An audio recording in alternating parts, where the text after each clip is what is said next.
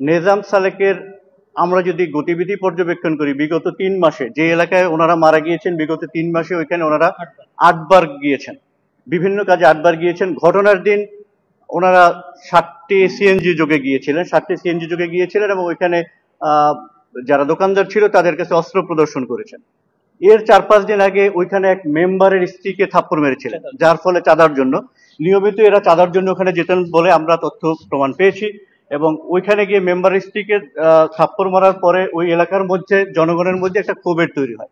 এখানে অনেকে অনেক রাজনৈতিক কথা বলা হয়েছে যে কোনো বিশেষ একটি দলের কোনো ব্যক্তি বা কোনো চেয়ারম্যান ছিল কিনা।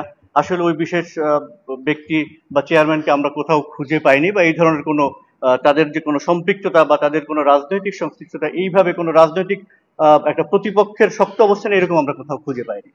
যেহেতু নিজাম ওখানে গিয়ে বিগত দিনে এই চাঁদার বিষয় ঘটে এবং যে ঘটনার দিন সে অস্ত্র ওপেন করেছিল, এবং অস্ত্রগুলো দেখা যায় যে আপনি যে অস্ত্রটা তার ওই খুন হওয়ার পরে যে বা হত্যা হওয়ার পরে যে অস্ত্রটা পেয়েছেন, এটা সিএমপির কোতোয়ালি থানার লুট হয়ে যাওয়া অস্ত্র। ওই অস্ত্রটায় গুলি করতে করতে অস্ত্রটা শেষ হয়ে গিয়েছে। তো আমাদের লুট হয়ে পুলিশের অস্ত্রগুলো যে ওইখানে প্রদর্শিত হলো, অনেকগুলো অস্ত্র প্রদর্শিত হয়েছে, সেই অস্ত্রগুলো আমাদের পুলিশের অস্ত্রের ন্যায় যারা প্রত্যক্ষদর্শী ছিল তারা বলেছে যে একই রকমের পিস্তল।